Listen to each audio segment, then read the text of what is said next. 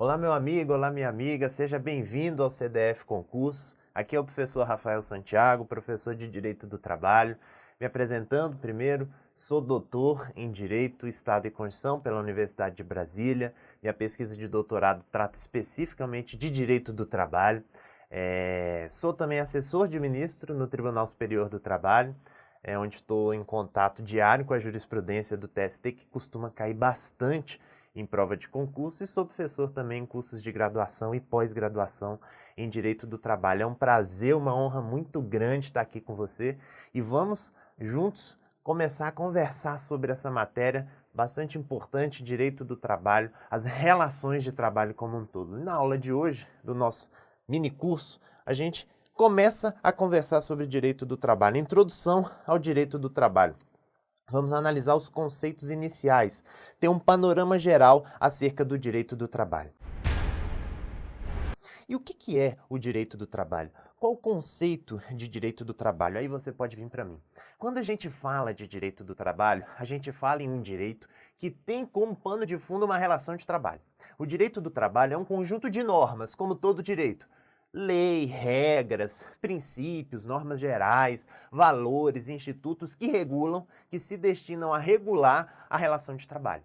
Então, o objeto do direito do trabalho é a relação de trabalho. E a relação de trabalho, ela assume duas perspectivas. E o direito do trabalho regula essas duas perspectivas. Por isso que a gente fala que o direito do trabalho se divide em direito individual do trabalho e direito coletivo do trabalho na tela. Essa divisão é muito importante e questões tanto de direito individual do trabalho quanto de direito coletivo do trabalho caem em concurso público. Quando a gente fala em direito individual do trabalho, a gente fala em direito regulando interesses concretos dos trabalhadores e das empresas. Pensa, por exemplo, pode vir para mim, você trabalhador, prestando serviço para o seu empregador, você prestou horas extras. Pela legislação, pelas leis trabalhistas, você vai ver, as horas extras devem ser remuneradas com um adicional mínimo de 50%. Quer dizer, pelo serviço extraordinário, pelo serviço além da jornada inicialmente contratada, você tem direito a receber um aumento no seu salário. E aí, se o empregador, se o patrão, se a empresa não paga esse adicional, você então tem o direito de ir à justiça buscar esse adicional. Essa relação é uma relação individual, concreta, porque mexe diretamente na relação individual entre você e a empresa. Então, o direito do trabalho é um conjunto de normas que tem como objetivo regular a relação individual de trabalho, regular interesses concretos entre trabalhadores e empregadores e empresas. Mas o direito do trabalho não se resume a isso, e é importante também saber disso. O direito do trabalho também tem uma perspectiva coletiva, e essa perspectiva coletiva deixa de ser algo concreto, interesse concreto, específico da relação trabalhador-empregador, e some um interesse mais geral, um interesse mais abstrato, um interesse de categorias. Aqui a gente fala na figura do sindicato. Sindicato dos Trabalhadores. Percebe que a questão é mais coletiva, mais importante no sentido de repercussão, é maior, mais geral, mais abstrata, não é concreta da relação individual de trabalho. Aí na tela a gente fala em direito coletivo do trabalho, direito coletivo que trata dos interesses gerais de um conjunto de trabalhadores e empregadores ou empregadores. Esse conjunto é denominado de categoria. Então o direito do trabalho serve tanto para regular relações individuais de trabalho, interesses concretos dos trabalhadores e empresas, quanto relações coletivas de trabalho, interesses gerais de categorias, conjunto de trabalhadores e de empregadores. E esse direito do trabalho, inclusive, surge, a origem do direito do trabalho, o surgimento do direito do trabalho, remonta à necessidade de conferir, como o próprio nome sugere, direitos aos trabalhadores, aos empregados. Direitos aos trabalhadores, porque esses trabalhadores possuem uma característica específica que é muito importante para o direito do trabalho. Os trabalhadores, está na tela, são hipossuficientes. Isso daqui é fundamental para o direito do trabalho. A noção de hipossuficiência é fundamental para o direito do trabalho, aí você pode vir para mim.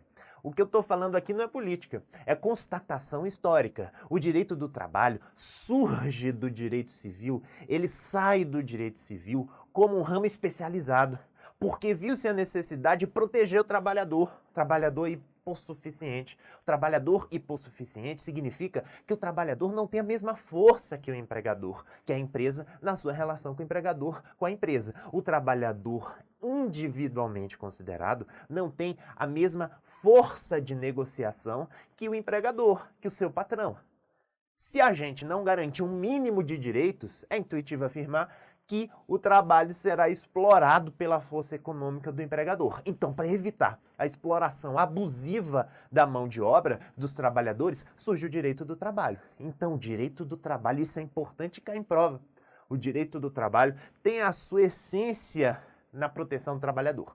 Proteção do trabalhador hipossuficiente. A noção de hipossuficiência é relevantíssima no direito do trabalho. Beleza? Então, na tela, você já viu que o direito do trabalho se distingue ou se divide entre direito individual do trabalho e direito coletivo do trabalho. E a sua origem remonta à hipossuficiência do trabalhador.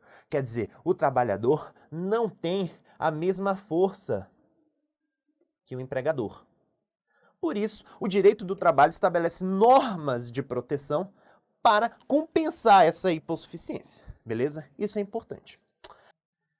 E quais as principais normas do direito do trabalho? Na tela, o que você precisa estudar em concurso público que cobre o direito do trabalho? Essas são as normas mais importantes, as principais orientações normativas mais importantes para o direito do trabalho. A norma mais importante no direito é a Constituição da República de 88. E a Constituição da República, a lei maior do nosso ordenamento, do nosso sistema do direito, traz normas acerca de direito do trabalho. Mas a norma mais relevante, a norma mais específica e relevante para as relações de trabalho é essa primeira aqui, ó. A CLT. É o Decreto-Lei número 5.452 de 43. A CLT, a Consolidação das Leis do Trabalho. Um conjunto de disposições específicas para a relação de trabalho, beleza? A CLT é essencial, você tem que dominar os principais aspectos abordados pela CLT, as principais normas da CLT. A Constituição da República, como eu falei, também traz normas acerca de direito do trabalho e eu trouxe também aqui uma orientação acerca de TST, e aí você pode vir para mim. O Tribunal Superior do Trabalho é o órgão de cúpula, o órgão mais importante da Justiça do Trabalho. Estou falando especificamente da Justiça do Trabalho. E o TST tem a atribuição de uniformizar os entendimentos acerca de direito do trabalho, a jurisprudência de direito do trabalho. Então é importante que você entenda a jurisprudência do TST. Jurisprudência do TST que se manifesta, sobretudo, a partir de súmulas e orientações jurisprudenciais. Então, se você for estudar direito do trabalho, você vai ver que muito do entendimento do TST está nessas súmulas e orientações jurisprudenciais, além, claro, dos informativos. Então, isso também é importante, isso também cai em prova de concurso. Às vezes, a questão não está nem regulada em lei, mas tem uma súmula ou uma orientação jurisprudencial, uma OJ, que você precisa saber, às vezes é cobrada em concurso público, beleza? Então, na tela, essas são as principais normas, as normas mais importantes de direito do trabalho que você vai se deparar ao longo do seu estudo de direito, tanto individual quanto coletivo do trabalho. A Constituição da República, como eu falei, traz regras acerca de direito do trabalho e é muito importante que você conheça essas regras, tá? Eu sugiro a leitura desses artigos aqui que eu trouxe na tela, principalmente dos artigos 7º ao 9º, que estabelecem disposições acerca de direito individual do trabalho e direito coletivo do trabalho. Principalmente o artigo 7º é muito cobrado no tópico direitos constitucionais dos trabalhadores, tópico esse que está em vários editais de concurso público. O artigo 7º estabelece direitos dos trabalhadores urbanos e rurais, além de outros que visem a melhoria de sua condição social. Então, o artigo 7º elenca uma série de direitos garantidos aos trabalhadores, tanto urbanos quanto rurais. Cai também muito em prova dizer que trabalhador urbano tem um regime diferente do trabalhador rural. E é falso, porque o artigo 7º caput consagra a igualdade entre trabalhadores urbanos e rurais. O artigo 8º, também relevantíssimo, estabelece normas acerca de direito coletivo do trabalho, principalmente liberdade sindical. Há questões tanto de negociação coletiva quanto de sindicato, de organização sindical, que estão no artigo 8º. É muito importante também a leitura do artigo 8º. O artigo 9º trata do direito de greve, greve como paralisação coletiva das atividades da empresa por determinação ou por vontade dos trabalhadores. Greve também tem disposições acerca dela em legislação infraconstitucional, ou seja, lei abaixo da Constituição da República, mas é muito importante que você leia o artigo 9º. O artigo 10 e o artigo 11 trata de outras questões, algumas pertinentes às relações de trabalho, outras não, de modo direto, né? O artigo 10 trata de participação dos trabalhadores e empregadores nos colegiados de órgãos públicos, né, uma questão específica de relação de trabalho. E o artigo 11 trata de representação de trabalhadores, de empregados, diferente de sindicato.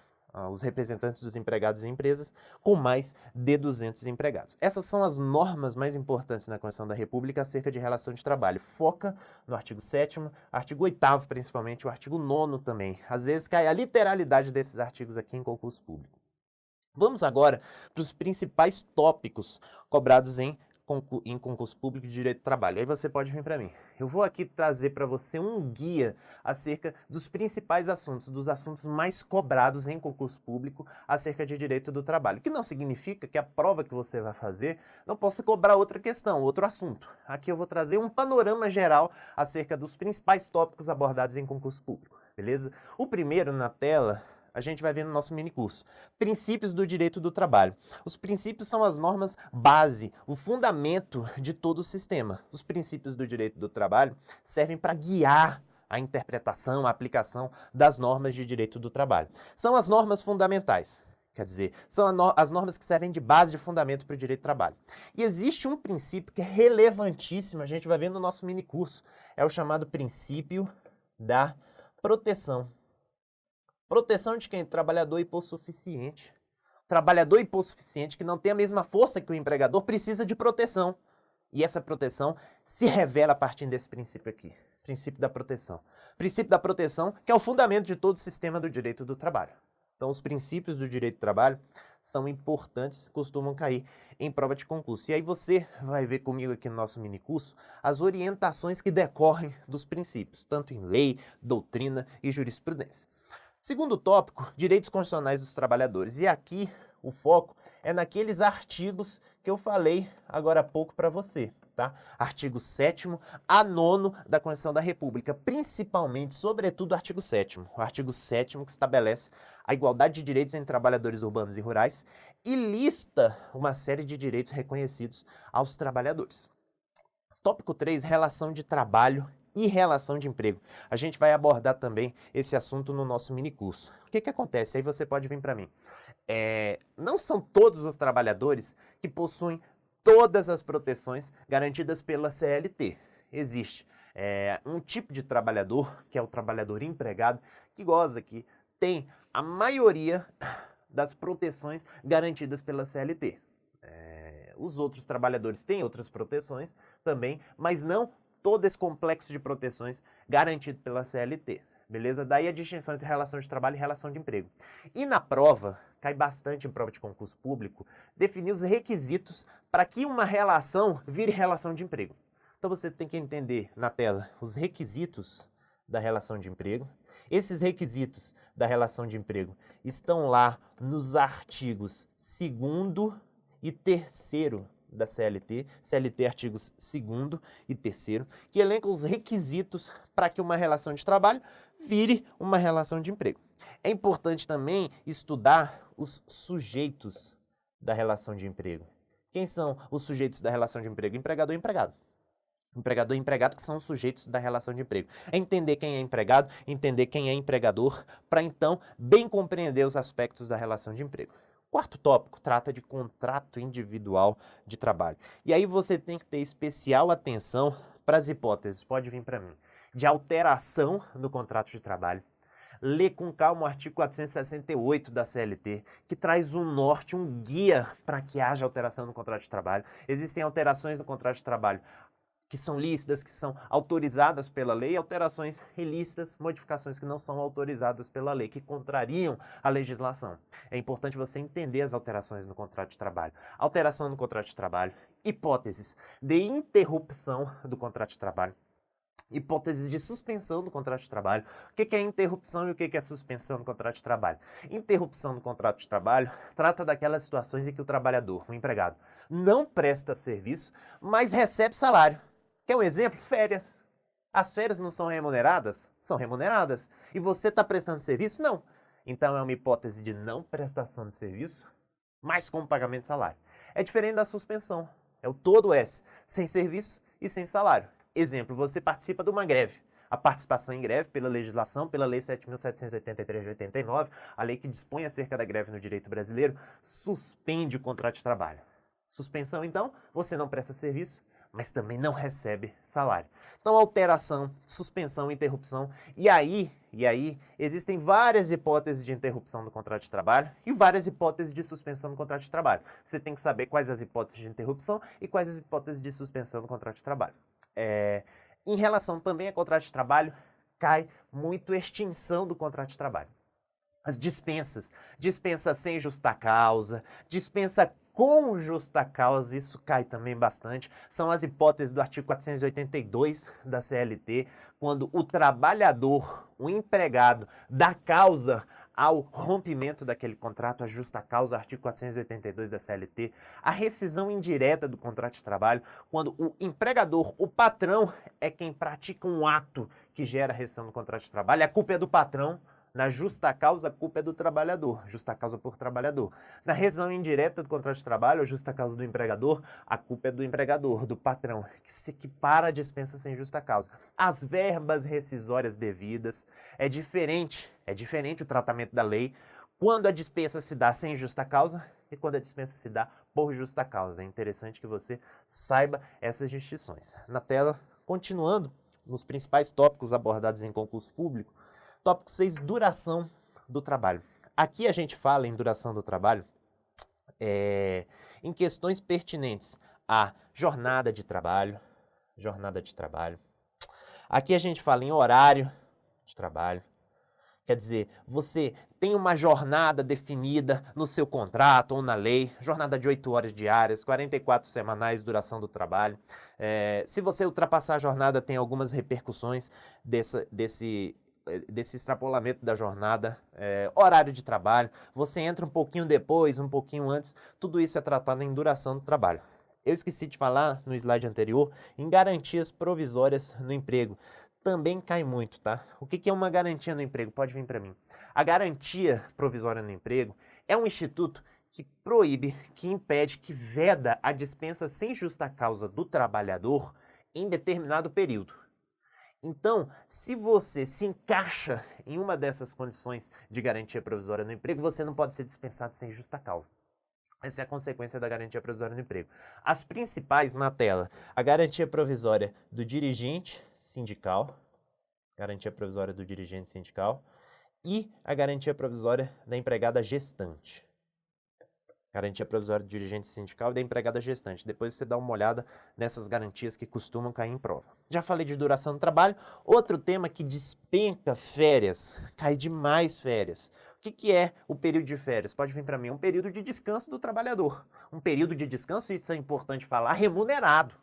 Período de descanso remunerado. Remunerado com adicional de 1/3. Então você sai, não vai prestar serviço, mas recebe a remuneração pelo período. E aí tem todo um tratamento da legislação.